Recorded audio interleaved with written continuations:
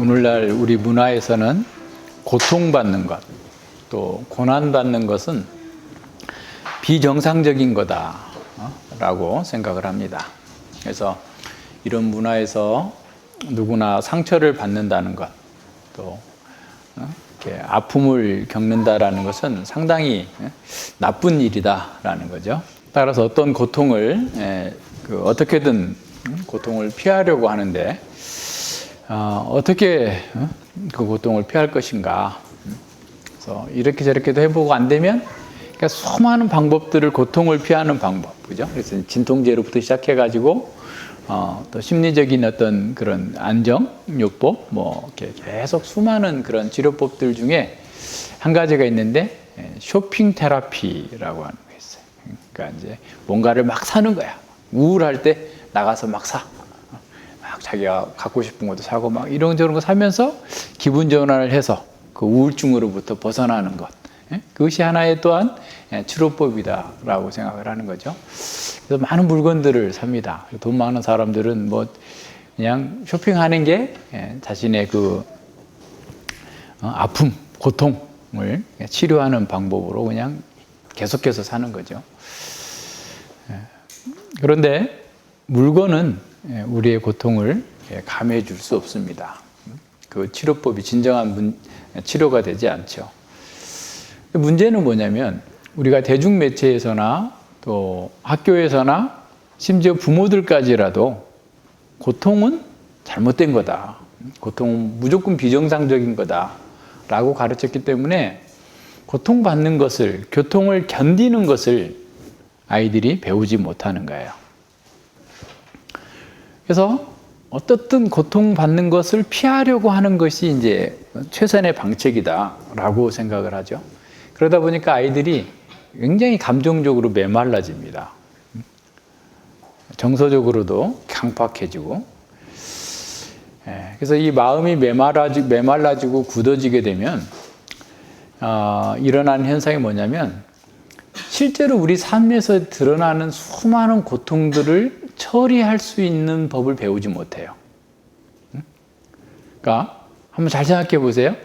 우리는 하나님을 떠난 인간은 어떤 형식으로든 계속해서 고통을 당할 수밖에 없는 그 삶을 살고 있어요. 내가 잘못돼서도 그렇고 다른 사람이 잘못해서도 그렇고 무고하게 고통을 당할 수도 있고 사회 시스템 때문에 고통을 당할 수도 있고 수많은 그 고통이 계속해서 죽는 날까지 있을 겁니다. 그런데 이런 고통을 적절하게 처리할 수 없기 때문에 사람들이 조금만 힘들어도 자살해버려요. 그러니까 우리 선진국일수록 자살률이 높은 것은 사실 그것과 관련되는 것 같아요. 그러니까 오히려 후진국인 사람들은 늘 고통이 일상화되어 있기 때문에 그 고통을 참고 견디면서 그 문제를 해결해 나가려고 한다면 선진국에 있는 사람들은 고통을 없앨 수 있는 수많은 방법들을 다 써봤기 때문에 그것으로도 안 되면 그냥 쉽게 자살하게 됩니다. 오늘날 소비주의 문화에서 구매를 통한 만족이라고 하는 어떤 보상 심리의 효과를 가지고 그 문제를 해결하려고 하지만 실제로는 더 치명적인 결과를 낳고 있어요. 그래서 수많은 매체들이 우리에게 보여주는 것은 불편한 것을 참아서는 안 된다. 그리고 뭔가 좀 기쁘고 즐겁고 익사이팅한 것을 해야 된다라고 하는 것에 계속해서 세뇌를 시키는 거죠. 그래서 더 많은 상품, 더 많은 서비스를 내가 공급받음으로써 정말 의미 있는 인생을 살 수 있다라고 생각을 하는 겁니다. 그러나 그런 물건들이 아무리 좋고 대단한 것이라 할지라도 우리 영혼의 갈망을 채워줄 수 없습니다. 대중매체와 광고들은 우리가 고통에서 벗어날 뿐만 아니라 우리 인생이 흥미진진하고 정말 멋있어야 된다, 멋지게 살아야 된다라고 하는 것을 계속해서 이렇게 어떻게 보면 우리에게 들려주고 있죠. 반복하고 있어요. 그래서 그런 대중매체의 선전 문구들에 많이 접한 사람일수록 어떻게 보면 일상생활에서 평범한 삶에서 주어지는 그런 기쁨을 누리지 못해요. 그런 즐거움을 누리지 못합니다. 그런데 막상 해보세요. 우리가 삶에서 익사이팅한 것만 있어요? 재미있는 것만 있어요? 그렇지 않아요. 실제로 우리 삶은 지루하고 따분하고 힘들고 고통스러운 일들이 뭐 늘 있어요. 그런데 우리는 그런 속에서 하나님의 통치와 하나님 나라의 백성으로서 기쁨과 안식과 자유를 누리면서 사는 건데 자꾸 뭔가를 이렇게 즐거운 것을 찾고 이렇게 오락을 찾고 막 이렇게 하는 거죠. 그러다 보니까 이제 일상에서 현실에서는 즐거움과 만족을 찾을 수 없으니까 어디서 찾아요? 가상현실에서 찾는 거예요. 그러니까 요새 뭐 코로나 때문에 어디 여행도 못 가니까 가상현실에서 무슨 어디 뭐 스페인도 갔다 오고 가상현실에서 어디도 간다고 이렇게 뭐 하는데 사실 드라마도 가상현실이죠. 가짜죠. 영화도 가상현실이고 게임도 가상현실이고 다 가상현실에서 사람들은 거기서 만족을 누리려고 합니다. 그런데 이런 가상현실이 우리에게 크게 해롭지 않은 것처럼 보이지만 실상은 굉장히 해롭습니다. 왜냐하면 그런 가상현실이 우리 평범한 삶을 별거 아니라고 봐요. 그러니까 오늘날도 사람들이 결혼을 못하는 것도 그런 것 같아요. 드라마나 영화에서 멋진 사람들, 정말 익사이팅한 그런 삶을 사는 것을 늘 동경해 왔거든. 근데 막상 세상에 그런 사람이 있나요?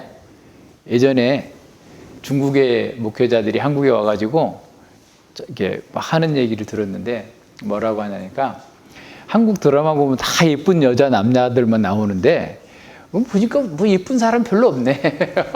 한국에 와가지고 하는 얘기가 그런 거예요. 그러니까 중국에서 보면 다 그 한국에는 예쁜 남자 여자들만 탤런트 같은 사람들만 있는 줄 알았는데 막상 와서 보니 뭐 그렇게 중국 사람들하고 별 차이 없더라. 그런 얘기 하는 거예요. 실제로 계속 그런 가상현실에서 나타나는 그런 사건들 이런 것들을 보게 되면 일상에서 누릴 수 있는 기쁨이 없으니까 어떻게 하겠어요? 그것을 얻기 위해서 엽기적인 행각을 하는 거예요. 그래서 이번에 N번방 사건도 무슨 박사방 사건도 그와 같은 방식인 거예요. 그러니까 현실에서 정상적인 생활 속에서 누리는 기쁨과 즐거움을 얻지 못하니까 그렇게 기이한 엽기적인 행동들을 하게 만드는 거예요. 중독되게 만들고 결과적으로는 그게 인간성을 파괴하는 겁니다. 그러니까 우리는 그냥 단지 가상현실이니까 그냥 아무렇지도 않을 거다. 그냥 드라마 많이 보고 영화 많이 보는 거 뭐 그게 무슨 문제가 될 거냐라고 생각하는데 현실을 잘 못 보게 만드는 거예요. 그래서 예전에 어떤 영화 평론가가 영화 너무 많이 보지 말라는 거예요. 영화는 영화일 뿐이다. 현실에 더 성실하게 살라라는 얘기를 하는 걸 제가 들었어요. 가상현실 속에서 살게 되면 현실에 대해서 너무나 어떻게 보면 성실하게 살 수 없고 현실 속에서 하나님께서 주시는 그런 은혜를 누리지 못하게 되는 겁니다. 이 세상의 치료법들은 사실은 다 진통제와 같은 거고 오히려 더 큰 치명적인 상태로 사람들이 이끌어갑니다. 우리는 실제로 고통을 정직하게 대면해야 돼요.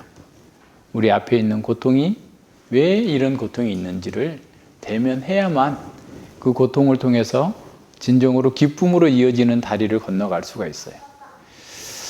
그러니까 우리에게 주어져 있는 그 삶 속에서 삶에 있는 고통들 또 삶에 있는 여러 가지 현상들을 말씀에 잘 비추어서 보고 거기서 하나님 앞에 나아가는 길로 삼아야 됩니다.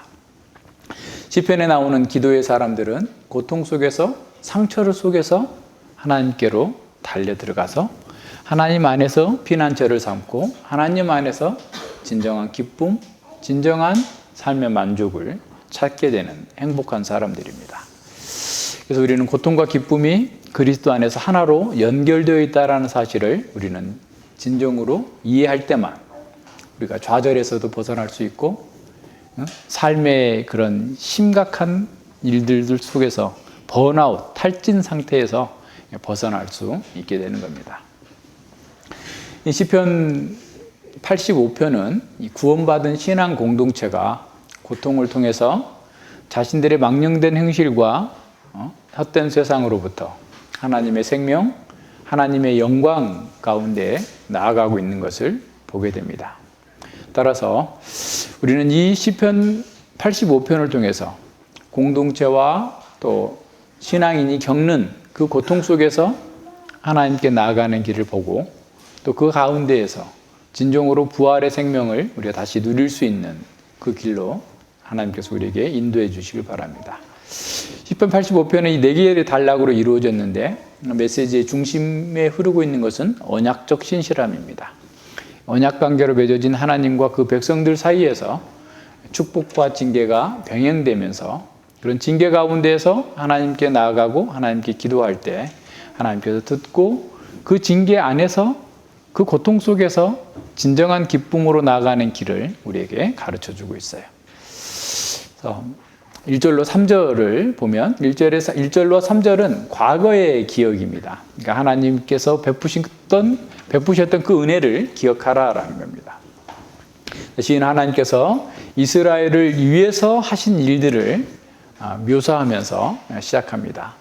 여호와여 주께서 주의 땅에 은혜를 베푸사 야곱의 포로된 자로 돌아오게 하셨으며 그랬어요.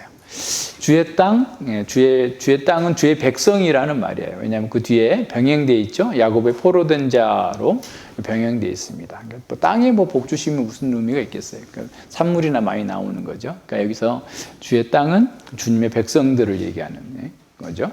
그래서 주의 땅과 야곱의 포로된 자가 평행법으로 병행되고 있어요. 그래서 은혜를 베푸셨다라는 말은 받을 자격이 없는 자들에게 하나님께서 구원하셔서 하나님의 영광으로 다시 회복시켜 주셨다라는 그런 뜻입니다.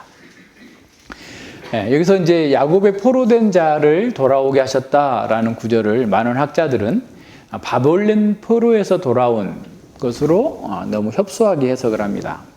그러나 그렇게 해석을 하게 되면 시편이 담고 있는 보다 큰 넓이 의미를 제한하는 것이 돼요. 왜냐하면 우리가 전에 시편 성경 개관할 때 본 것처럼 시편은 판 히스토리, 그러니까 범역사적이고 판 이스라엘, 범이스라엘적인 거예요. 그러니까 역사의 모든 과정 속에서 모든 하나님의 백성들에게 주어진 거고, 그리고 이스라엘뿐만 아니라 모든 세계 시대의 모든 하나님 백성들에게 주어진 것이기 때문에 여기서 너무 좁혀가지고 바벨론 포로라고 이해하면은 조금 의미가 축소가 되는 거죠. 왜냐하면 본문 자체에 그런 의미를 담고 있지 않아요. 뿐만 아니라 이 포로라고 번역된 그 쉐비트라는 히브리어 단어는 죄수, 추방, 포로라는 말이 있지만 상징적인 의미로는 완전한 상태예요. 이전의 완전한 상태. 그러니까 지금 그럼 어떻게 해석해야 되겠어요? 이전의 완전한 상태, 이전의 번영된 상태를 가리킨다면 하나님께서 주의 백성들에게 은혜를 베푸셔서 야곱의 운명을, 야곱의 이스라엘 백성들, 하나님의 백성들의 운명을 원래의 상태로, 범죄하기 이전의 상태로 이렇게 옮겨 놓으셨다. 번영의 상태로, 에덴 동산의 상태로 옮겨 놓으셨다. 다시 말하면 하나님과 교제가 가능한 하나님의 백성 삼으셨다라는 말입니다. 이제 돌아오다라는 말이 이 시편 85편에서 5번 나오는데 하나님께서 그들을 돌이키셔서 그러니까 정말 시편 23편에서 말씀하셨던 것처럼 그들을 건져내셔서 돌이키셔서 하나님의 자리로 의의 길로 인도해 오시는 것처럼 돌이키신 그 상황인 거예요. 그래서 구원은 하나님께서 그들의 백성을 원래의 자리로 그들의 운명을 그냥 획기적으로 바꿔버리는 거예요. 이게 구원입니다. 그러니까 지금 1절과 2절에서 3절에서 계속해서 이 시인은 과거에 하나님께서 베푸셔서 그들이 영원한 사망과 멸망 가운데로 떨어질 수밖에 없었던 그 사람들을 운명을 바꾸셔서 하나님의 자녀라고 하는 하나님의 언약 백성이라고 하는 놀라운 자리로 이끌어내셨다라고 하는 것에 초점을 맞추고 있습니다. 그래서 하나님께서 그들의 운명을 바꾸신 것처럼 또한 우리의 운명을 바꾸셨어요. 그죠? 우리는 원래 진노의 자식들이었고 하나님께서 전혀 선하게 보실 만한 것이 아무것도 없었는데 예수 그리스도의 은혜 가운데에서 우리를 구원하셔서 우리의 운명을 바꾸신 거예요. 새로운 사람을 만드신 거예요. 하나님의 자녀가 되신 거예요. 이것이 이스라엘 백성들에게 하나님의 백성들에게 주어지는 첫 번째 복입니다. 그래서 이 베드로 사도는 사도행전 그 3장 19절에서 너희가 회개하고 돌이켜 죄 없이 함을 받으라. 이같이 하면 유쾌하게 되는 날이 주 앞으로부터 이를 것이요 라고 그랬어요. 죄책으로부터 해방되는 것뿐만 아니라 유쾌하게 되는 것. 하나님 나라에 참여해서 하나님의 생명에 참여하는 그 무엇으로도 비교할 수 없는 그 기쁨을 누리는 그 운명의 대전환이 되는 그 날을 하나님께서 주실 거다. 회개하고 돌아오는 사람들에게 말씀하시는 거죠. 이것이 진정한 기독교고 진정한 구원의 목표입니다. 그러니까 하나님의 성령 하나님께서 우리 가운데 임재하신다면 그 말씀에 대해서 민감하게 반응하게 하시고 그 말씀 안에서 하나님의 은혜를 알고 깨닫고 자신이 변화된 운명을 깨닫는 거예요. 얼마나 놀라운 일이에요. 마치 마른 뼈와 같았던 사람들이 살아나서 하나님을 찬양하고 하나님의 군대가 되고 복음의 나팔을 부는 파수꾼이 되는 이런 사람들로 변화되는 겁니다. 차가웠던 마음이 뜨거워지고 세상에서 맛볼 수 없는 기쁨이 그 마음 속에서 샘솟는 그런 영적인 부흥이 일어난 겁니다. 이러한 경험 속에서 그러한 경험을 한 시인은 하나님께서 그렇게 은혜 베푸셔서 그와 같은 복을 이스라엘이 누렸다라는 사실을 고백하고 있어요. 자, 그럼 그것이 어떻게 이루어졌느냐? 2절에서 말씀하고 있어요. 운명의 역전, 사망에서 죽음으로 어떻게 옮겨졌느냐? 주의 백성의 죄악을 사하시고 저희 모든 죄를 덮으셨나이다. 하나님께서 그 백성의 죄를 용서하시고 사하시고 덮으셨다라는 거예요. 덮으셨다라는 건 완전히 용서하셨다라는 말이에요. 그러니까 아사셀 염소가 대속죄일의 아사셀 염소가 멀리 광야의 무인 지경까지 가가지고 놓아서 보내지는 것처럼 우리의 죄악을 동이 서에서 본 것처럼 멀리 옮기시느라고 예수 그리스도께서 십자가에 못 박혀 죽으시고 그로 인해서 하나님께서 우리를 향한 죄를 향한 죄인들을 향한 모든 진노와 분노가 다 거두어지셔서 이제 우리가 새로운 생명의 길로 들어갔다라는 겁니다. 하나님께서는 그냥 죄를 덮으신 것이 아닙니다. 그의 아들 예수 그리스도에게 우리의 모든 죄를 뒤집어 씌우시고 우리가 당해야 될 그 죄책과 영원한 사망을 다 당하게 하신 거예요. 그래서 예수 그리스도께서 하나님과 우리 사이에 있었던 그런 죄악의 모든 장애물들을 완전히 제거하셔서 우리가 하나님께 나올 수 있는 은혜를 입게 되었고 우리도 이제는 아빠, 아버지라고 하나님을 부르면서 예배할 수 있는 자리로 나오게 된 겁니다. 이것이 하나님께서 베푸신 큰 은혜인 것이죠. 하나님께서 베푸신 그 은혜를 기억해야만 우리가 누구인지를 생각할 수 있어요. 우리의 정체성을 회복할 수 있고 그 정체성에 합당한 삶을 살게 됩니다.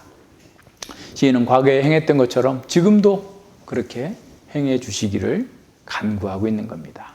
다시 일어나십시오. 다시 우리에게 은혜를 베풀어 주시옵소서라고 기도합니다. 우리의 운명을 바꿔주신 그 주님, 그 주님의 은혜를 찬양합니다.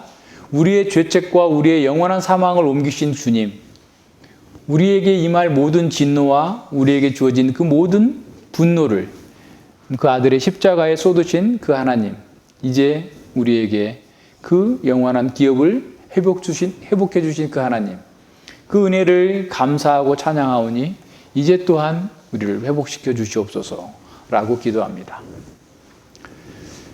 그런데 4절로 넘어오면 분위기가 싹 바뀌게 됩니다. 무엇인지는 모르지만 과거에 받았던 그 하나님의 은혜와 지금 현재 사이에 큰 간격이 생겼음이 드러나게 됩니다. 그 간격이 무엇인지는 모르겠으나 그 간격을 속히 메우지 않으면 아주 절박한 그런 상태로 나갈 수밖에 없는 그런 비탄한 탄식이 주어지고 있습니다. 그래서 신앙 공동체는 다시 한번 하나님께 회복을 간구하고 있습니다. 지금 하나님의 분노에서 돌이키셔서 다시 하나님의 인자함, 신실함, 헤세드를 보여달라라고 기도하고 있습니다. 4절과 5절을 봅니다. 우리의 구원의 하나님이여, 우리를 구원하신 하나님이여, 우리를 구원하실 수 있는 하나님이요, 영원한 구원을 이루시는 하나님이요, 우리를 돌이키시고 우리에게 향하신 주의 분노를 그치소서. 주께서 우리에게 영원히 노하시며 대대에 발분하시겠나이까. 영원한 운명이 바뀌었던 이스라엘 공동체가 어떤 일을 하였길래 주께서 다시 진노하시는 것일까? 과거에 충만한 은혜를 경험한 사람들이 그 복에서 떨어진 이유는 무엇일까? 왜 이렇게 하나님이여 우리를 돌이키시고 우리를 향하신 주의 분노를 그치소서라고 탄식하며 하나님께 기도해야 될까? 주께서 우리에게 영원히 노하시며 대대에 발분하시겠나이까? 라고 본다면 그 고난은 또한 상당히 긴 시간 지속되었음을 볼 수 있습니다. 우리 하나님의 분노는 하나님의 백성들의 죄로 인한 것임을 문맥 속에서 유추할 수 있습니다. 시인이 공동체의 구체적인 죄를 밝히지 않는 이유는 앞서 얘기한 것처럼 범이스라엘, 범역사적인, 그래서 모든 사람들이 적용할 수 있도록 하기 위해서 이렇게 문을 열어놓은 겁니다.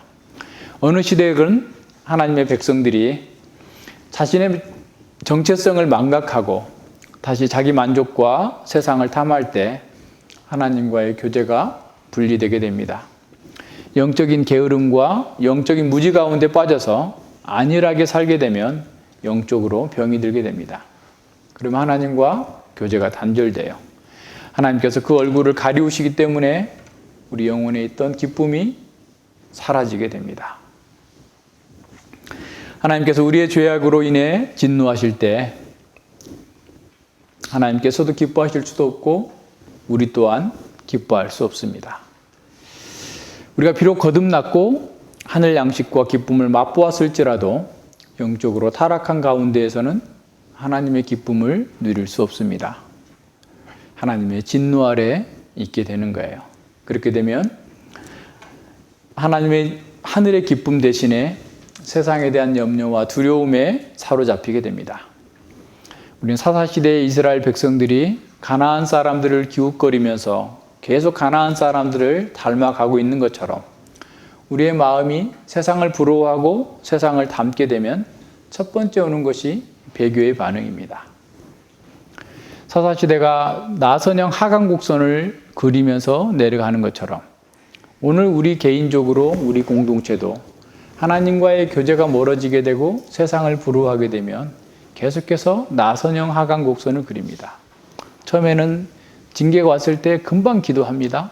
근데 나중에는 20년, 30년, 40년이 돼도 부르짖고 기도하지도 않아요. 영적인 무감각, 죽어 있는 상태이죠. 우리도 마찬가지입니다. 우리도 이 정도 공부했으면 됐지. 나만큼 할 만큼은 했어. 난 누구보다 더 열심히 하고 있잖아. 잘했잖아. 얼마나 더 하라고. 라는 자기중심적인 생각이 우리의 마음을 점령할 수 있습니다. 그런데 냉정하게 한번 따져봅시다. 우리가 진정으로 우리의 운명이 바뀌었다면 영원한 사망으로 들어가야 마땅한 자가 하나님 보좌에서 하나님께 기도하고 찬양하며 하나님의 자녀가 됐다는 그 사실을 우리가 정말로 믿고 체험했다고 한다면 내가 하는 그 무엇으로 이 정도면 됐지라고 할 수 있는 것이 있겠습니까? 이 정도 했으면 나는 된 거야 라고 하는 것 자체가 이미 우리는 너무나 많이 나가버린 것이죠. 시인은 이 신앙 공동체 안에 있는 고통과 고난의 원인은 다른 것이 아니라 하나님의 언약을 어긴 것에서 찾고 있습니다. 그래서 진노하시는 하나님의 보좌 앞에 나아가서 그 분노를 거두어 달라라고 기도하고 있습니다. 인생에게 다가온 모든 문제를 푸는 것은 돈도 아니고 권력도 아니고 쇼핑 치료법도 아니고 사람들과 만나서 상담하고 어울리는 것도 아닙니다. 그런데 영적으로 둔감해지면 하나님을 찾기보다 계속 사람을 찾고 다른 것들을 찾습니다. 아프면 기도부터 하는 게 아니라 검색창에 찍어보는 거죠. 이렇게 해보는 거죠. 우리의 문제를 잘 살펴야 됩니다. 우리가 진정으로 구원을 받아서 영원한 운명이 바뀌었음에도 불구하고 왜 우리에게 계속해는 고통이 있을까? 왜 이렇게 냉랭할까? 고통의 원인은 여러 가지가 있을 수 있습니다. 첫 번째는 하나님께서 우리를 성장하기 위한 성장통과 같은 고통이 있어요. 그래서 죄를 버리는 그런 고통들이 있죠. 또 더 성숙한 사람들에게는 교회를 위한 고통, 의를 위한 고난이 있겠죠. 그러나 보통 여기서 지금 시인이 말하고 있는 것은 오히려 언약 백성과 하나님의 자녀로서의 정체성을 벗어나 버렸기 때문에 주어지는 고통들이에요. 하나님께서 얼굴을 가리우셨기 때문에 주어지는 고통들입니다. 그래서 시인은 다시 하나님께서 돌아오셔야만 합니다. 다시 얼굴을 가리우시지 말고 돌이키셔서 저희들을 긍휼히 여겨 주시옵소서라고 기도하고 있는 겁니다. 따라서 우리는 우리의 지금에 있는 죄를 고백하고 우리 역시 주님께 은혜를 구해야 됩니다. 그렇지 않으면 주께서 우리 가운데 대대에 발군하실 수도 있기 때문에 그렇습니다. 그래서 시인은 하나님께서 다시 그들을 소생시켜달라고 간절하게 기도합니다. 우리를 다시 살리사 6절입니다. 주의 백성으로 주를 기뻐하게 아니하시겠나이까. 우리를 다시 살리시고 우리가 주님만을 기뻐하게 하옵소서. 오직 주님만이 우리의 불행을 끝내실 수 있고 우리에게 다시 생명력을 불어넣으실 수 있는 하나님이십니다. 라고 기도하고 있는 겁니다. 다시 살아난 하나님의 백성들은 바로 그 하나님만을 기쁨의 중심으로 삼는 사람들입니다. 우리가 회개하고 돌이킬 때 주님의 은혜와 주님의 사랑과 주님의 선하심을 경험할 수 있습니다. 우리가 주님을 향해서 다시 일어날 때 우리는 주님의 기쁨을 회복할 수 있습니다. 죄가 불러온 수많은 당연한 그런 결과들로부터 우리는 구원 얻을 수 있습니다. 시인은 자신들의 죄가 하나님의 진노를 불러왔음을 인정하면서 구원을 간구합니다. 7절입니다. 여호와여 주의 인자하심을 우리에게 보이시며 주의 구원을 우리에게 주소서. 주의 여호와의 인자하심, 주의 인자하심, 언약적 사랑인 헤세드입니다. 그러니까 언약을 배반했기 때문에 다시 언약 안에서 우리를 구원해 달라라고 기도하고 있는 겁니다. 비록 우리가 언약을 배반해서 엉뚱한 짓을 했다 할지라도 하나님께서 언약의 주이시니 우리를 멸하지 마시고 우리를 다시 회복시켜 주시옵소서라고 기도하는 겁니다. 하나님의 사람이 당하는 고통은 여러 가지 있을 수 있습니다. 육체적인 고통도 있을 수 있고 물질로 인한 고통도 있을 수 있고 정신적인 고통이 있을 수 있고 영적인 고통도 있을 수 있습니다. 가장 큰 고통은 뭔지 아세요? 영적인 고통이에요.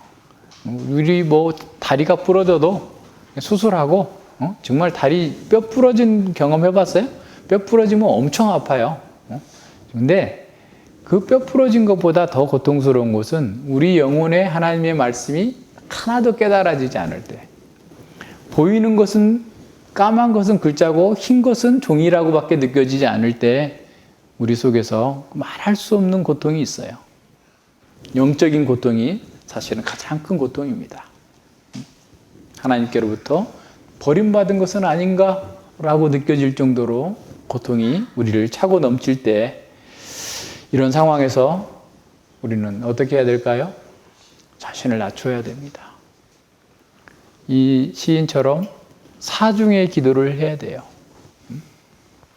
여호와여, 여호와여, 여호와여 부르짖고 간구해야 됩니다. 영적으로 무감각한 사람들은 사실은 이 부르짖을 때조차도 알지 못해요. 영적인 경험이 없고 영적인 생명이 없기 때문에 그래요. 자, 그러면 좀 더 원인을 살펴볼까요? 우리가 구원받은 후에도 자꾸만 언약을 배반하게 되면 영적으로 무감각해질 수 있다는 사실을 기억해야 됩니다. 첫 번째 원인이 어떤 거냐면 예배를 중요하게 여기지 않을 때 우리는 넘어지게 돼요. 소요리 문답 제1문답이 말하는 것. 사람의 제일 된 목적이 무엇이뇨? 하나님을 영화롭게 하고 그를 영원토록 즐거워하는 것입니다. 이 말은 하나님을 영원토록 예배하는 것입니다로 바꿀 수 있어요. 그러니까 하나님을 예배하는 것이 우리의 삶의 중심이 있을 때 우리가 그 속에서 영적인 감각이 둔화해지지 않는데 하나님을 예배하는 것보다 다른 것을 더 중심이 둡니다. 뭐 많죠. 우리 한번 잘 생각해 보세요. 우리가 정말 여기서 지금 공예배로 드리는 것을 위해서 우리는 얼마나 준비를 하고 있는지, 또 공예배를 얼마나 소망하면서 나오는지, 그리고 우리가 이제 3주 만에 만나니까 얼마나 또 이렇게 반갑고 막 그런데, 하여튼 이 예배를 드리지 못하고 예배 시간을 우리가 준비하지 못하면, 그죠? 토요일 날도 밤늦게까지 잠 안 자고 다른 걸 하거나 뭐 분주하게 우리의 마음이 다른 것으로 차 있으면 우리는 하나님께로부터 멀어지게 되는 겁니다. 우리의 예배가 활력이 없는 것은 우리가 그렇게 준비하지 않았기 때문일 수 있어요. 기도로 준비하고 말씀을 받을 그 마음밭이 참으로 촉촉하게 젖어 있어야 되는데, 젖어 있지 않으니까, 강팍하니까 길가에 뿌려진 것처럼 말씀을 듣기는 들었는데 우리의 인격과 삶에 아무런 영향도 미치지 못하는 것은 아닌지 생각해 봐야 됩니다. 히브리서 기자는 모이기를 피하는 어떤 사람들의 습관과 같이 하지 말고 오직 권하여 그날이 가까움을 볼수록 더 모여서 예배하는 것에 중심을 둬야 된다라고 가르치고 있어요. 만약 우리에게 예배가 삶의 중심이 아니라 변두리로 밀려나고 있다면 우리는 하나님을 예배하는 사람이 아니라 예배를 보는 사람, 예배를 보는 관람객과 같은 사람이 될 겁니다. 그런 교회와 그런 신자에게 하나님께서는 그 얼굴을 가리우시는 거예요. 두 번째로 우리 생각할 것은 우리의 정체성에 합당하게 살지 못할 때 우리는 영적으로 미끄러져 내려갑니다. 우리 정체성이 어떤 겁니까? 하나님의 자녀이고 그리스도의 몸된 교회의 지체예요. 고린도전서 4장 2절에서 말씀하고 있는 것처럼 맡은 자에게 구할 것은 충성이다라고 그랬어요. 우리는 하나님의 교회를 섬기기 위해서 모두가 다 직분자다라고 생각해야 돼요. 목사님, 장로님, 집사님만이 아니라 우리 모두가 다 하나님의 교회를 세우는, 섬기는 지체로서의 충성해야 될 사람들이에요. 그래서 우리가 가지고 있는 은사들을 잘 개발해서 더 지혜롭고 충성되이 사용해서 하나님 나라와 교회의 사명을 잘 감당하도록 섬기는데 우리의 재물과 은사와 또 건강과 이런 모든 것들을 사용해야 되는데, 오히려 반대로 그 모든 것들을 가지고 자기만을 추구할 때 우리는 영적으로 계속해서 미끄러져 내려갑니다. 학개서에서 본 것처럼 자신은 판벽된 집에서 거하면서 하나님 나라의 일을 소홀히 한다면 우리는 그 안에서 참된 만족과 기쁨을 상실하게 됩니다. 하나님 나라의 일은 누군가 시켜서 억지로 하는 것이 아니라 자원하는 사람들이 기쁘게 섬기는 것을 통해서 해야만 진정한 생명의 역사가 일어나게 됩니다. 사람들의 눈치를 보면서 적당하게 이렇게 하는 것은 하나님께서 기뻐하시지 않을 뿐만 아니라 자신 속에도 기쁨이 없어요. 부활하신 주님께서 교회에 승천하시기 전에 교회의 직분자들을 주신 것은 모든 성도들이 온전케 돼서 온전케 되는 게 목표가 아니고 봉사의 일을 하도록 하기 위함이에요. 그러니까 우리가 열심히 말씀을 공부하고 말씀을 이렇게 따라서 순종하고 잘하는 것은 내가 이렇게 잘났어, 내가 이렇게 멋있는 사람이야, 내가 이렇게 성자 같은 사람이야 라는 것이 아니라 오히려 하나님 나라와 교회를 잘 섬기도록 하기 위함이에요. 직분자들은 모든 성도들이 하나님 나라의 백성답게 강하고 온전하게 훈련되도록 세워져 있는 사람들이에요. 그래서 그 섬기도록 해야 되는 거죠. 근데 이제 다들 우리가 아니까 그래 섬기도록 해야 되는데 그냥 안 하셔도 됩니다. 우리는 그런 말을 좀 너무 자주 하는데 사실 그것도 온전치 못한 거예요. 자꾸 해봐야지죠. 해봐야 할 수 있는 거예요. 우리 어린이들도 해야 돼요. 정현이가 할 수 있는 일이 뭘까? 교회를 섬기기 위해서 정현이가 할 수 있는 게 뭘까? 할 수 없어요. 할 게 많아요. 우선 자기 앞감당부터 잘하고 그죠? 신발 흐트러진 것도 다 자기가 깨끗하게 일렬로 딱 정리해 놓을 수 있고 각각 자기가 할 수 있는 일 다 있어요. 우리 모든 사람에게 하나님께서 활동할 수 있게 하셨다면 교회를 섬길 수 있는 일을 하도록 할 수 있는 능력과 재능을 주셨어요. 충성해야 돼요. 맡은 자예요. 우리 모두가 다 맡은 자예요. 그러지 않을 때 우리는 영적으로 하강곡선을 그릴 거예요. 예수님께서는 거짓 교사들에게 미혹돼서 계속해서 영적으로 퇴보하고 있는 버가모 교회에게 이렇게 말씀하십니다. 회개하라. 그러지 아니하면 내가 내게 속히 임하여 내 입의 검으로 너희들과 싸우리라.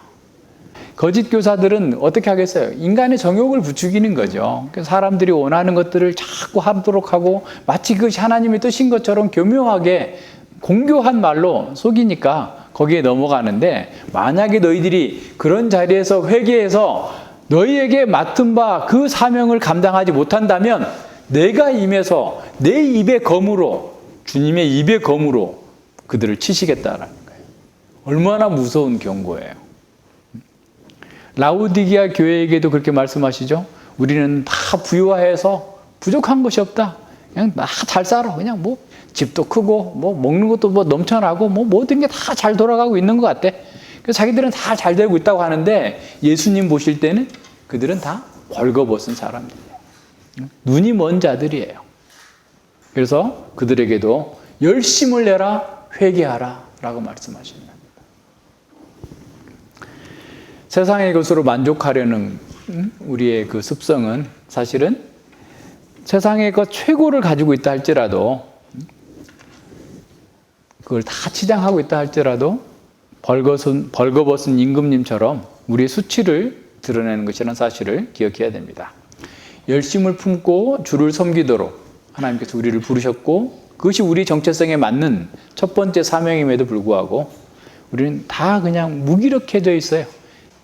우리가 우리에게 주어진 일을 안 할 때 우리는 영적으로 후퇴하게 돼요. 그래서 우리는 하나님께 최상의 것을 드리기 위해서 최선을 다하는 삶을 살고자 해야만 미끄러지지 않고 상승곡선을 타고 올라갈 수 있습니다.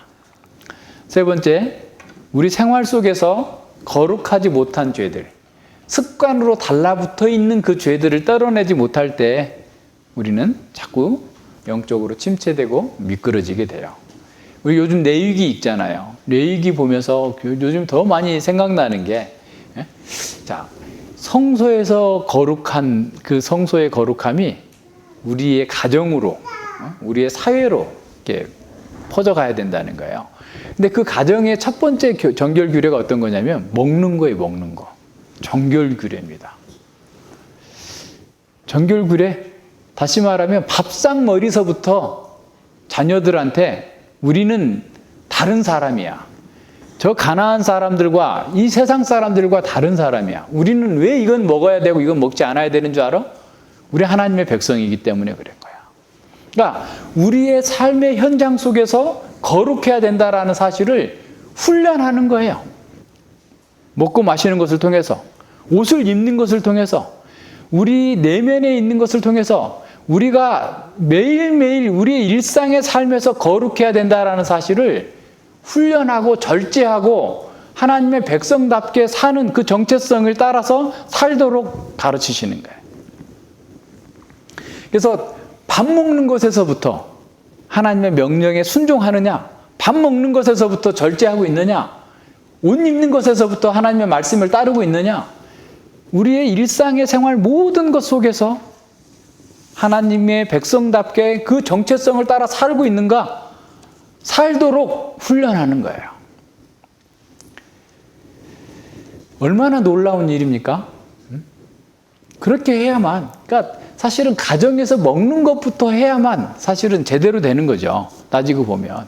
이스라엘 백성들도 하나님께서도 밥상머리 교육부터 하라고 하신 거예요.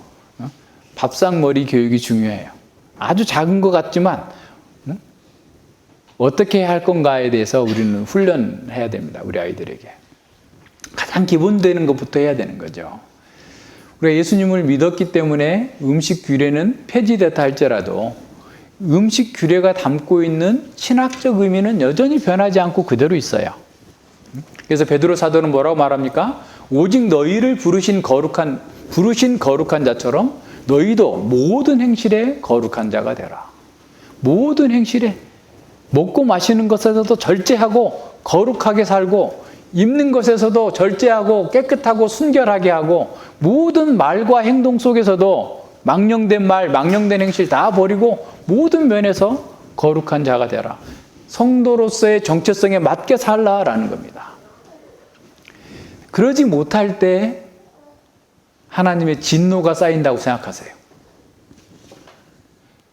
그 하나님의 진노가 우리 마음에 쌓여요. 그러니까 다시 보세요. 우리가 하나님의 정체성에 따라 살지 않을 때 하나님께서 불을 하늘에 쌓아두고 있는 게 아니라 우리 마음에 쌓아두고 계세요. 우리 마음에 자꾸 뭔가가 막 이렇게 꺼림직한 게 자꾸 쌓인다고 생각해 보세요. 집에 쓰레기를 버리지 않고 계속 쌓아뒀다고 생각해 보세요. 음식물 쓰레기도 버리지 않고 변기 물도 안 내리고 막 그냥 쌓아놓았다고 생각해 보세요. 하나님의 진노가 쌓이면 우리가 괴로워요. 양심의 자유가 없어요. 양심에서 굉장히 압박을 받으면서 고통스러운 거예요.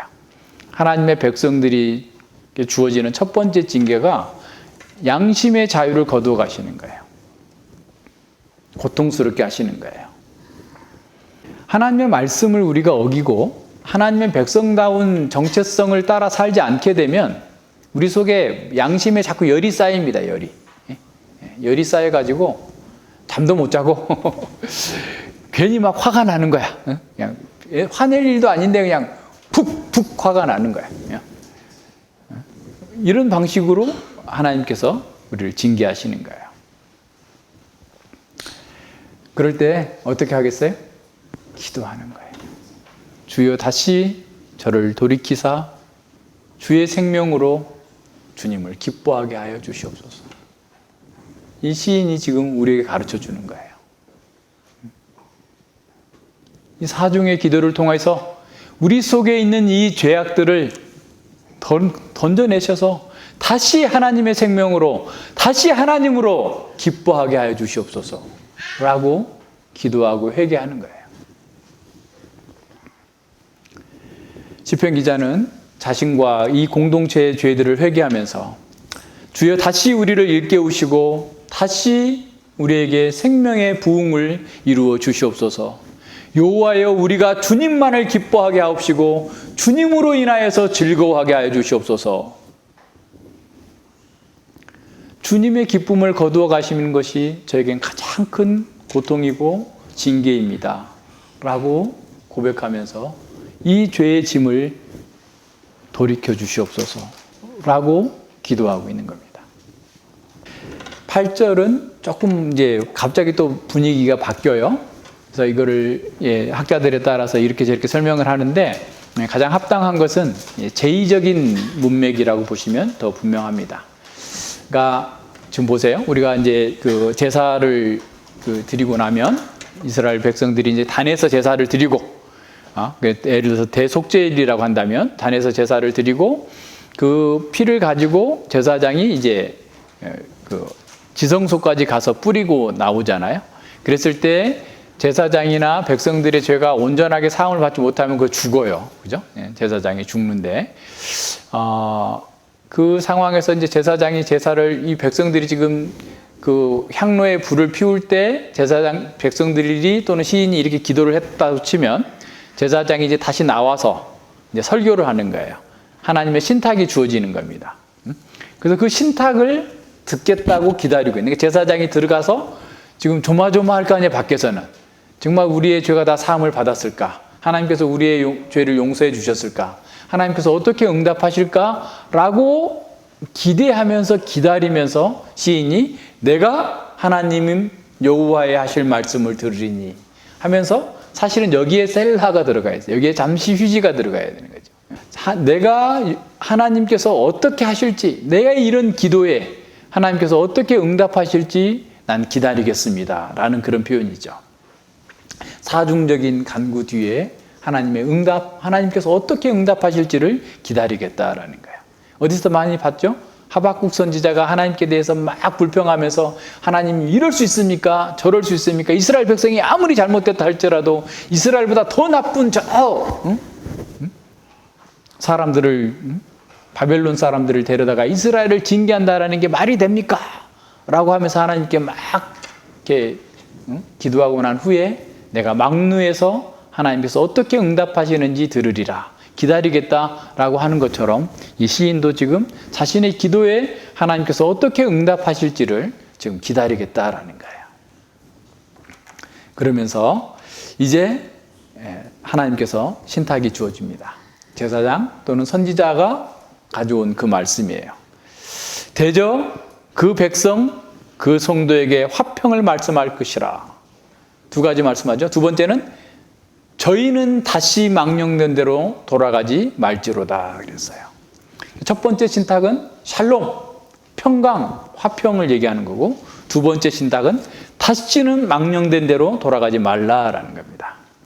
첫 번째 신탁, 하나님의 백성에게 하나님께서 화평을 말씀하신다라는 거예요. 성도들은 언약에 신실한 사람입니다. 회개하고 하나님의 뜻을 따라서 살아갈 때 주어지는 그 진정한 복이 샬롬이에요. 이 샬롬, 화평은 하나님께서 구원하신 그 백성에게 베푸신 모든 복을 총화해서 담아놓은 거예요. 무슨 말인지 알겠죠? 그러니까 물질적인 복, 영적인 복, 육신적인 복, 그 모든 것들을 다 담아서 샬롬이라는 말로, 평화, 화평이라는 말로 해주고 있는 거죠. 그러니까 다시 말하면 여기서 말하고 있는 것은 어떤 물질적인 궁핍이나 대적으로부터의 어떤 구원해 주시는 것뿐만 아니라 그들의 필요와 영육 간의 모든 필요를 다 채워주시고 진정한 안식을 누리게 하는 단계, 안식하는 것이 곧 화평이고 샬롬이잖아요. 그 안식의 복을 주시겠다라는 겁니다. 그래서 이 샬롬은 언약 백성들이 하나님과의 갖는 그런 역동적인 관계 속에서 누리는 복이에요. 수동적으로 주어지는 무슨 물건과 같은 그런 복이 아니라 하나님과의 바른 관계 속에서, 교제 가운데서 회복된 관계 속에서 누리는 하나님의 복인 거죠. 그래서 영적인 복, 물질적인 복, 모든 복들을 다 총괄하는 그런 총체적인 복이 샬롬의 상태입니다. 그래서 하나님께서는 회개하고 돌아오는, 간구하는 하나님의 백성들에게 예수 그리스도의 대속에 근거해서 샬롬, 평강을 약속해 주십니다. 샬롬은 인생이 가장 원하는 것들이에요. 가장 행복한 상태예요. 가장 복된 상태입니다. 사랑과 평화와 신실함과 번영과 영광을 포함하는 가장 복된 상태를 하나님께서 그들에게 주시겠다라는 거예요. 그래서 이것은 하나님만이 주실 수 있어요. 하나님만이 이 평화를, 샬롬을 가지고 계십니다. 세상은 아무리 샬롬을 찾으려고 해도 찾을 수가 없어요. 피땀 흘려서 수고해도, 목숨을 바쳐도 이 샬롬을 얻을 수 없습니다. 마치 물을 저축지 못할 웅덩이를 파는 것과 같이 아무리 열심히 노력을 해도 하나님께 주시는 이 샬롬, 성도의 지구한 복을 누릴 수 없습니다. 근데 여기서 더 중요한 것은 이 샬롬이 성도 개인에게 따로 주어지는 것이 아니라 공동체적인 성격을 지닌다라는 거예요. 우리는 너무나 개인주의화된 사회에서 살고 있기 때문에 다 개인으로 보는데 1차적으로 한 신자에게, 한 개인에게가 아니라 성도에게 주시겠다라는 거예요. 성도 회중이에요. 거룩한 무리들입니다. 하나님의 언약 백성들에게 주시는 거예요. 그래서 언약 백성들 속에 있는 개인이 그 속에서 참여하면서 그 복을 누리는 거예요. 무슨 말인지 아시겠죠? 그러니까 하나님께 주시는 이 구원의 복, 샬롬의 복이 성도 공동체에게 주시고 공동체에 참여한 각 개인에게 들어가는 거예요.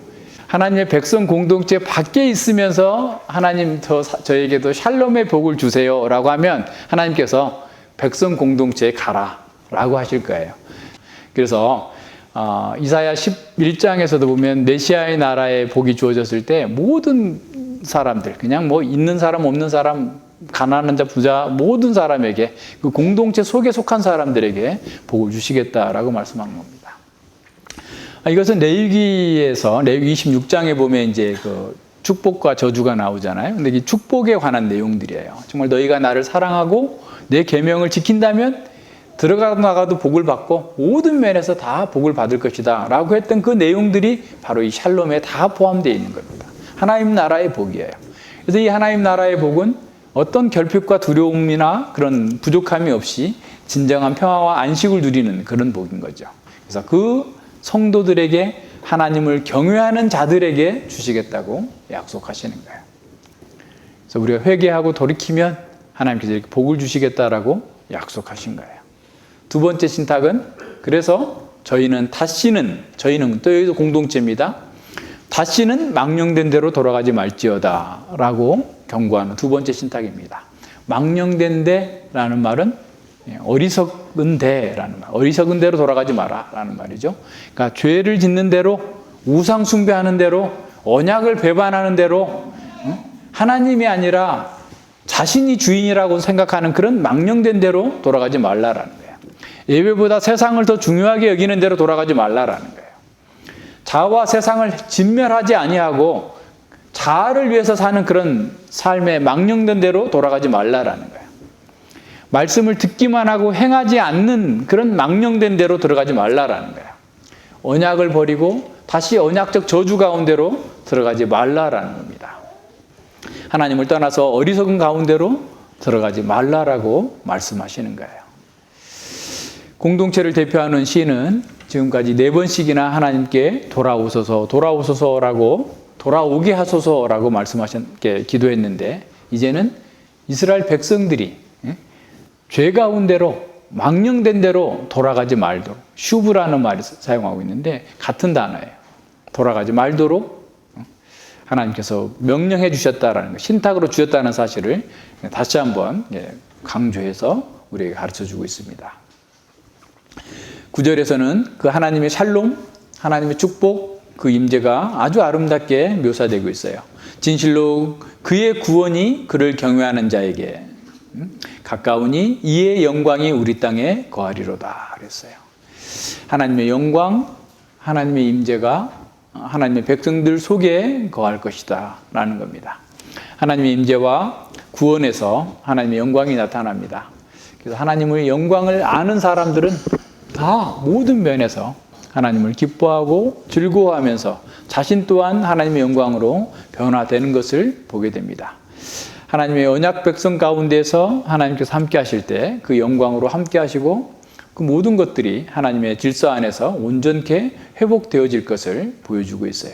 그러니까 문제는 어떤 거예요? 하나님의 영광이 떠나는 게 문제예요. 그죠? 하나님의 영광을 떠나게 하는 것들이 다 망령된 것들이잖아요.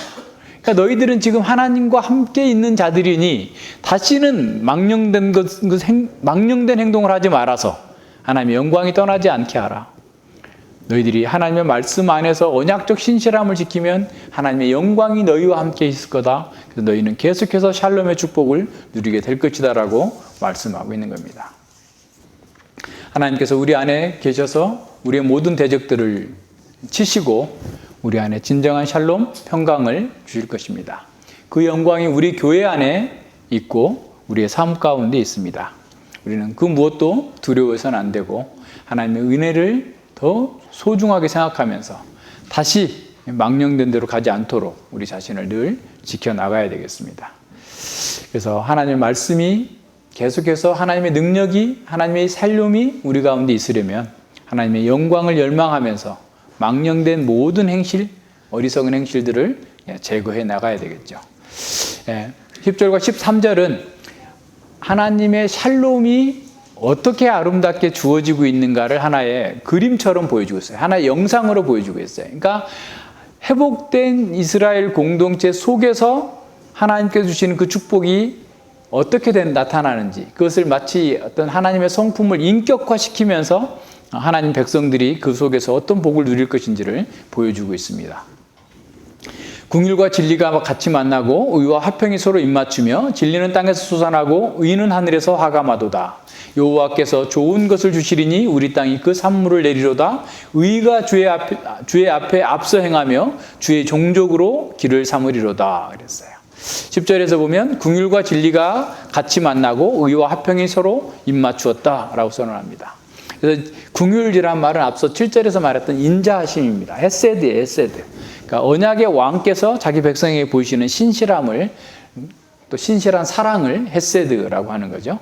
여기서 진리로 번역된 단어는 히브리어로 에메트인데 충실함, 신실함을 얘기할 수 있어요. 그렇게 보는 것이 더 맞는 것 같아요. 왜냐하면 이 충실함은 하나님께서 말씀하신 것, 약속하신 것을 어떤 상황에서도 완전하게 이루어 주실 거다라는 사실을 확증하는 그런 표현이에요. 그래서 하나님이 궁휼하실 뿐만 아니라 신실하셔서 하나님께서 약속하신 대로 우리에게 약속하신 그 복을, 샬롬을 누리게 하실 거다라는 말입니다. 그래서 디모데후서 2장 13절에서 바울 사도는 우리는 미쁨이 없을지라도 주는 일양 미쁘시니 신실하시니 라는 말이죠.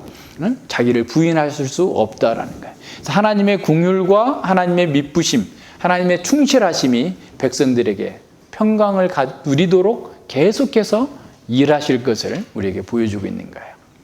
의와 화평이 입맞춘다라는 표현은 사실은 공의를 통해서 평강, 샬롬이 주어지는 거예요. 그러니까 사람들은 공의가 없이 평화를 원하지만 실제로는 공의가 있어야지 화평이 있어요. 그래서 의와 화평이 입맞추는 겁니다. 그래서 공의를 저버리는 사람, 공의를 저버리는 공동체, 공의를 저버리는 국가는 결국 평강을 잃고 고통에 빠지는 거예요. 우리 공동체 안에서도 마찬가지예요. 하나님의 공의를 따라 살 때 우리 안에 평화가 있어요. 하나님의 공의와 화평은 분리될 수 없어요. 하나입니다. 그 11절에 진리는 땅에서 솟아나고 의는 하늘에서 하감하도다 그랬어요.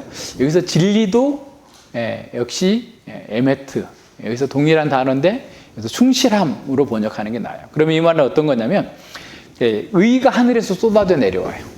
의가 하늘에서 비처럼 쏟아져 내려오고 그 비를 머금은 땅에서 충실함이 딱 쏟아져 올라오는 우후 죽순처럼 죽순이 막 이렇게 자라 올라오는 것처럼. 그러면 무슨 말이냐면 한번 그림으로 한번 상상을 해보세요. 하나님께서 의의 비를 확 내려주시니까 하나님의 백성들이 땅에서 신실함으로 반응하는 거예요.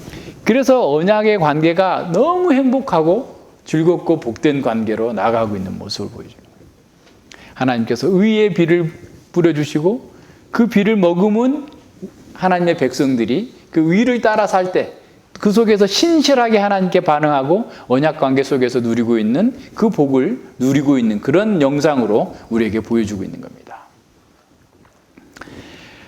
하나님의 말씀에서 나오는 그 의를 따라서 살 때 우리가 땅에서 솟아나는 식물처럼 무성하게 하나님의 뜻을 하나님께 신실하게 이웃에게 신실하게 하나님의 백성들 속에서 복을 누리게 만드는 거예요. 사실 우리가 이렇게 땅에서 신실함이 솟아오를 때 세상은 우리를 통해서 복을 누리게 돼 있어요. 세상은 기독교 때문에 노예제도가 폐지됐고 여성의 참정권이 일어나게 됐고 어린이의 노예 노동 같은 것들이 사라지게 됐어요. 우리가 언약에 충실한 사람으로 살 때 하나님의 언약에 충실할 때 세상에 있는 수많은 악패와 악습을 제거할 수 있어요. 그리고 그런 혜택을 세상이 누리는 겁니다. 그래서 하나님의 그런 공의가 우리 속에서 신실함으로 반응될 때 세상은 달라지는 거예요. 12절에 보면 언약의 또 다른 축복이 모든 선한 것이라는 것으로 표현되고 있습니다. 여호와께서 좋은 것을 주시리니 우리 땅이 산물을 내리로다. 여호와께서 축복을 내려주시니까 우리가 찬양과 헌신의 열매로 하나님께 가지고 나아가는 겁니다. 그죠? 하나님께서 선함과 그 아름다움을 내려주시니까 모든 사람이 넉넉하게 누리게 된다는 말이에요. 땅의 산물뿐만 아니라 언약 안에서 신실하게 사는 사람들로 인해서 복을 누리고 있는 거예요. 잘 생각해 보세요. 우리가 하나님 앞에서 신실하게 교회가 행할 때 세상도 번영을 누리게 됩니다. 우리가 늘 얘기했죠? 우리가 주류예요. 하나님께서 아브라함에게 약속하셨던 것처럼 내가 너를 축복하는 자를 축복하고 너를 저주하는 자를 저주하리라 라고 말씀하셨습니다. 그래서 우리가 말씀을 선포하고 말씀에 따라 신실하게 사는 한 하나님께서 우리나라를 보호하실 거예요. 따라서 우리가 어떻게 하느냐에 따라서 이 나라가 잘 될 수도 있고 이 나라가 망할 수도 있어요. 우리가 사랑하는 우리나라가 잘 돼야 되고 온 세상으로부터 존경을 받고 공의로운 나라가 되어야 됩니다. 그래야만 우리 교회가 맡겨진 이 선교적 사명을 잘 감당할 수 있기 때문에 그래요. 그래서 우리는 너무 좁은 안목에서 벗어나야 됩니다. 너무 작은 이익 때문에 다투고 싸우고 거기서 맘상하고 또 우리 마음 안에 또 수많은 이런 열들을 쌓아두면 안 됩니다. 우리가 복음을 들고 있는 한 우리 교회가 언약에 충실하게 산다면 우리는 결코 실패하지 않을 겁니다. 실패한다 할지라도 실패가 실패로 끝나지 않을 거예요. 우리 때문에 이 나라도 복을 받고 우리 때문에 우리 이웃과 우리 회사와 우리 주변에 있는 이웃들이 혜택을 볼 수 있도록 우리가 더욱더 말씀에 충실한 사람들이 되어야 됩니다. 땅이 진리를 솟아내는 것처럼 땅에서 우리 속에서 신실함이 솟아나서 하나님의 영광을 드러낼 때 진정으로 이 세상 또한 우리로 인해서 복을 누리게 될 겁니다. 13절에 보면 의가 주 앞에서 행하며 주의 종족으로 길을 삼으리로다 라고 말씀하고 있습니다. 주님의 의가 주님 앞에 가면서 주님의 길을 닦고 있어요. 왕의 길을 예비하는 전령들처럼 의가 인격화돼서 앞서가고 있습니다. 그래서 이 의는 하나님의 구원과 하나님의 샬롬을 우리에게 전달해 주는 거예요. 그러나 그 언약을 배반한 자들, 다시 어리석은 대로 망령된 대로 간 사람들에게는 의는 또한 심판의 도구가 될 것입니다. 이런 면에서 우리는 늘 잘 생각해야 됩니다. 시인은 과거에 하나님의 백성들이 하나님의 비전으로 돌이켜서 샬롬을 주셨듯이 생명을 주셨듯이 지금도 그렇게 행동하시도록 하나님께 간구하고 있습니다. 하나님의 백성들이 언약에 충실함으로써 하나님의 구원과 복을 누리기를 바라는 그런 소망을 담고 있습니다. 우리는 과거에 말할 수 없는 은혜를 입고 기쁨이 충만했었습니다. 우리는 영원한 사망에서 벗어나서 새로운 생명의 축복을 누리게 되었습니다. 예수 그리스도께서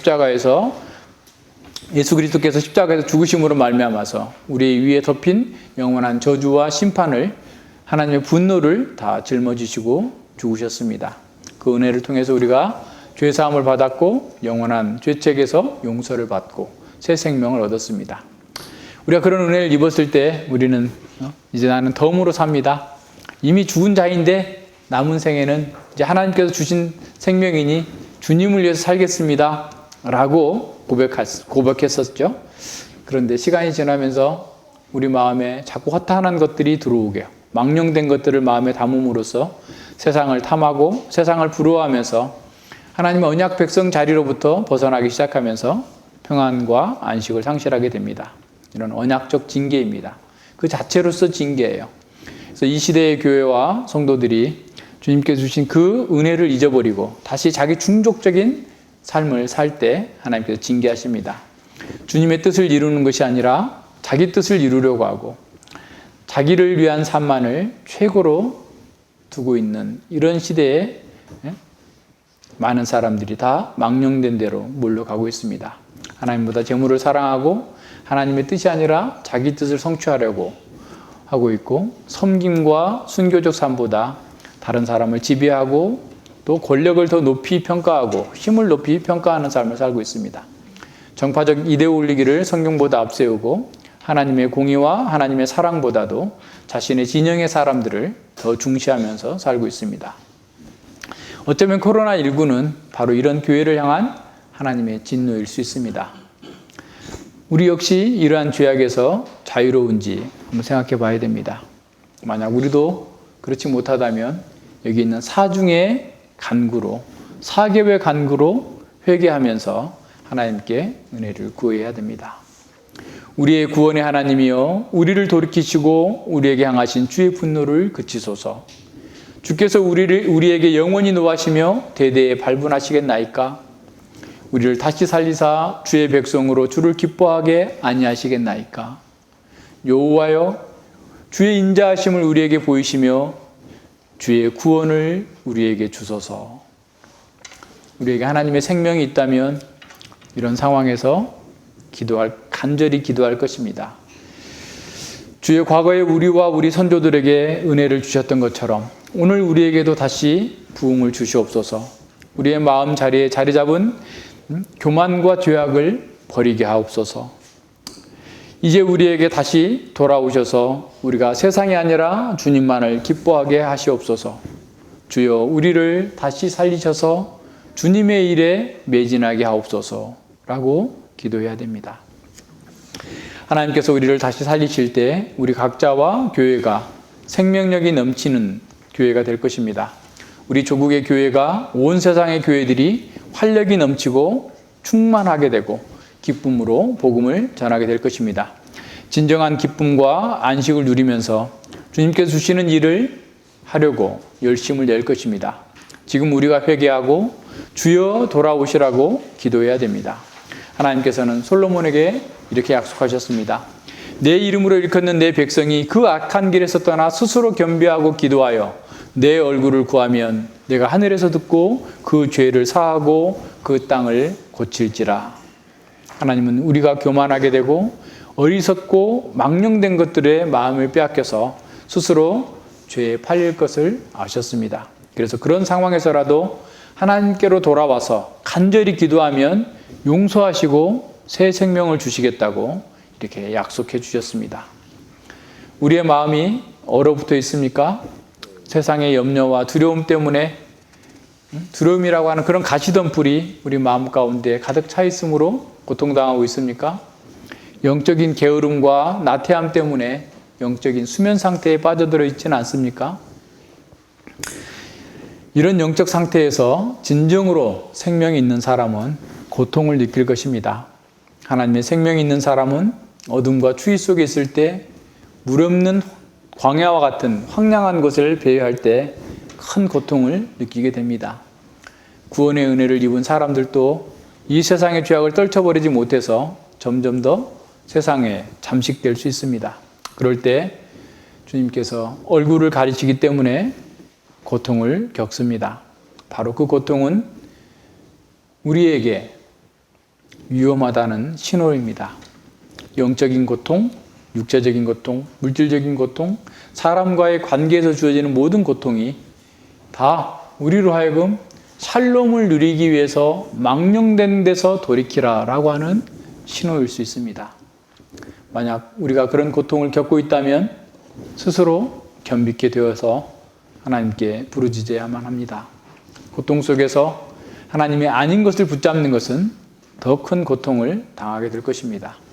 이 사중의 간구는 우리가 다시 생명을 얻기까지 얼마나 간절히 기도해야 되는지를 보여줍니다. 하나님의 얼굴을 구하는 자만이 다시 샬롬의 복을 회복할 수 있습니다. 샬롬의 복을 누리면서도 우리는 더 각성해야 됩니다. 다시 망령된 대로 가지 않도록 주의하면서 하나님께 신실하게 반응해야 됩니다. 땅에서 진리가 솟아나는 것처럼 우리 안에서 하나님에 대한 신실한 사랑을 나타내 보여야 합니다. 바울 사도는 데살로니가 교회를 위해서 기도하면서 이렇게 말씀합니다.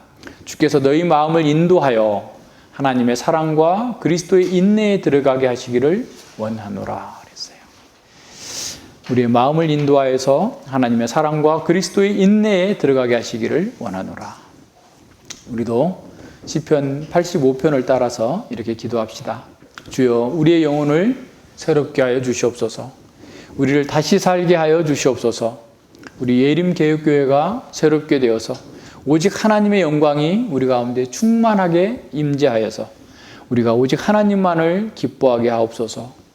긍휼과 진리가 만나고 의와 화평이 입맞추며 진리가 땅에 솟아나고 하나님의 의가 비처럼 내리며 하나님의 샬롬이 우리의 몸과 영혼과 우리 공동체 안에 충만케 하여 주시옵소서라고 기도합시다.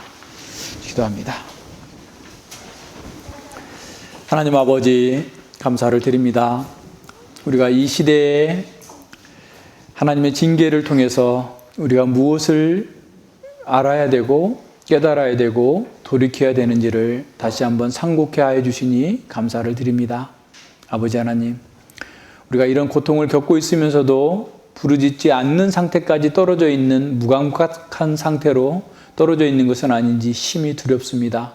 아버지 하나님, 저희들을 긍휼히 여겨주셔서 전에 우리에게 새 생명을 주시고 우리의 운명을 바꾸셨던 그 하나님께서 우리의 부르짖음을 들으시고 참으로 우리 속에서 부르짖는 간구의 영을 허락하셔서 참으로 우리 속의 절망과 우리 속의 허무와 우리 속에 있는 그 죄악들을 보게 하셔서 그것을 버리고 온전히 하나님만을 의지하며 나아갈 수 있도록 하나님만을 기뻐하며 하나님만을 즐거워하는 사람이 될 수 있도록 더욱더 간절히 기도하고 부르짖을 때 하나님께서 샬롬을 주시고 또 다시는 망령된 대로 돌이키지 말라라고 말씀하신 것을 잘 기억하고 누리면서 참으로 하나님의 평강 가운데에서 이 나라와 이 세상을 중보하는 하나님의 거룩한 교회로서의 사명을 잘 감당할 수 있도록 함께하여 주시옵소서. 우리가 이 망령된 대로 다시 떨어지지 않도록 우리의 마음을 지킬 수 있도록 인도하여 주시고 하나님만을 영화롭게 하고 하나님만을 기뻐하는 거룩한 군사로 저희들이 새롭게 되어질 수 있도록 은혜 베풀어 주시옵소서.